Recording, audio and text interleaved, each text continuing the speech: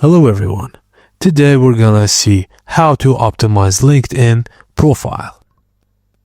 Keywords play a crucial role in making your profile searchable. Choose words and phrases to your target audience is likely to search for. What would they search for? What terms do they use or describe your services? And use Google Keyword Planner, LinkedIn search, etc.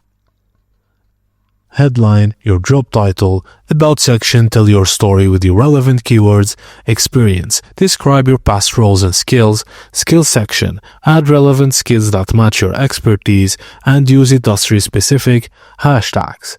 Your headline is the first thing people see. Use it clearly to communicate what you do and how you can help.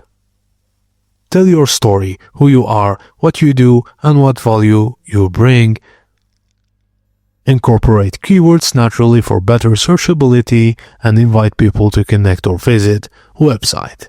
Go to edit public profile and URL and create short professional link. Then post valuable insights related to your field and engage with comments and messages. Then use hashtags to create and increase content's reach. And that's it, guys. Thank you for watching, and please don't forget to like and subscribe for more.